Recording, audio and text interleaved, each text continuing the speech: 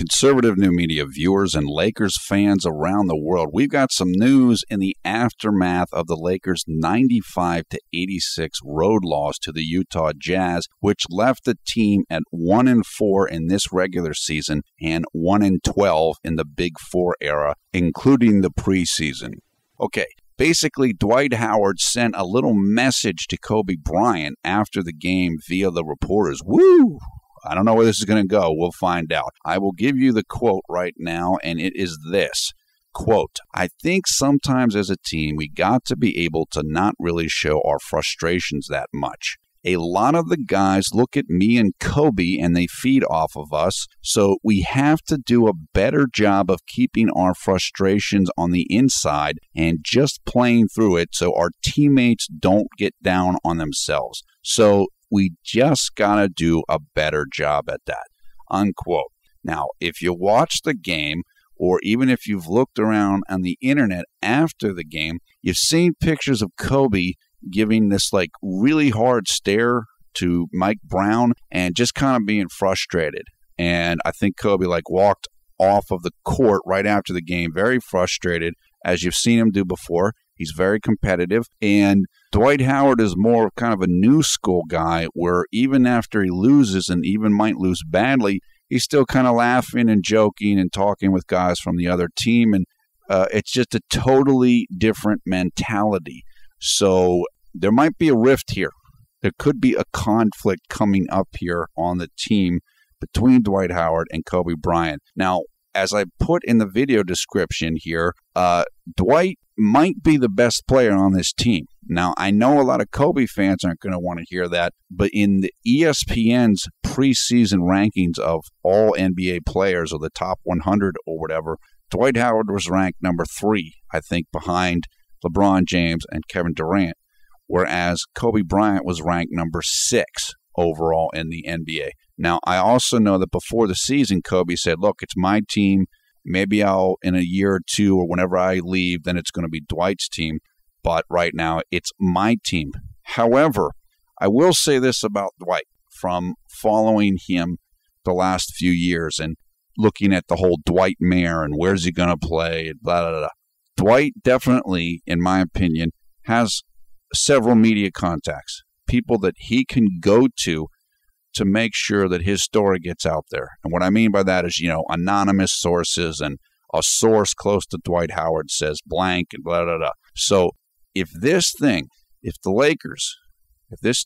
underachieves this year, if they don't get to the finals, if they don't win a title, if they don't do what they want to do, and this thing messes up, then I'm sure you will hear various stories from different players and stories from their media contacts, meaning that people in the media that might be close to Kobe Bryant, they might look to protect Kobe Bryant. And Kobe Bryant and people around Kobe Bryant might feed them information. And I think you'll see the same thing for Dwight Howard because he's got some people like that too. So I'm not going to sit here and tell you that Dwight's going to throw Kobe under the bus, so to speak, if this thing blows up. But I will say this. He has the ability to do that if he wants to do it, the same way that Kobe has the ability. Kobe definitely, in my opinion, has people in the media that will look out for him. But Dwight Howard also has that.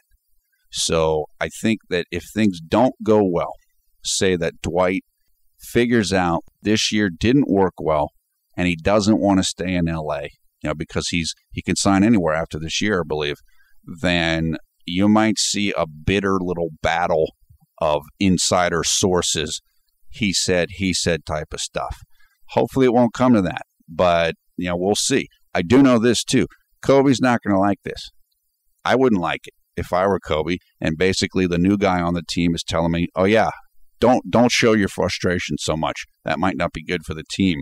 That might get guys down on themselves. So I would imagine Kobe and or his media contacts might be looking to kind of maybe put Dwight in his place, so to speak, in a manner of speaking. What will also be interesting is if the team doesn't do well. Now, of course, there's been questions about, is Mike Brown the right coach? Is Mike Brown going to get fired? Is Jerry Sloan going to come in? Is Mike D'Antoni going to come in? But what's really interesting to me, along with that discussion, if this team doesn't improve, if they really look like it's just not going to happen, then who are the Buss family going to side with? Are they going to side with Dwight Howard, or are they going to side with Kobe? Now, clearly, Kobe has been much more valuable for the franchise. I mean, Dwight Howard just got there. Kobe Bryant has, I'm sure, made the Buss family a lot of money and brought rings. But Kobe's the older guy now, whereas Dwight's the younger guy. And, of course, when the Shaq-Kobe feud went down, Kobe was the young guy, Shaq was the older guy. So if this thing starts to develop, if we do get into a full-blown Dwight-Kobe feud, I'm going to be real interested to see what the Buss family would do and how they're going to react to that and whose side they might take. Speaking of Shaq, I would imagine that Shaq is somewhere right now laughing because there's no love lost, in my opinion, between Shaq and Kobe. Even though, yeah, they've made up and it's all okay, everything's great now. We know Shaq's not the biggest fan of Dwight Howard, but Shaq won 3 titles with the Lakers. 3 titles with Kobe, 3 titles with Phil Jackson. For all 3 of those titles, he was the Finals MVP, and Kobe wasn't. And now Kobe has won 2 rings on his own with the Lakers, and he was the Finals MVP twice. So Kobe wants another ring, and he wants another Finals MVP. Because if he doesn't get another Finals MVP, then people can look back on his career and Shaq's career and say, well, I guess Shaq was the key. He's the guy that had more Finals MVPs than Kobe did. So I'm sure Shaq somewhere is loving this. He won't admit it, or he might not admit it. Maybe he will admit it. Maybe on TNT one of these days we'll hear him say something about this or laugh or whatever. But this is a delicate situation. The Lakers now they're in bad shape. And I've said this before. I know people got on me, Lakers fans. The preseason doesn't matter. Well, the regular season does matter, and the Lakers are 1-4. We don't know when Steve Nash is going to be back. Not sure what's going on with Powell. I hear a lot of Lakers fans saying they don't think he's putting out the effort. I don't know. Dwight Howard doesn't look like he's got its explosiveness back.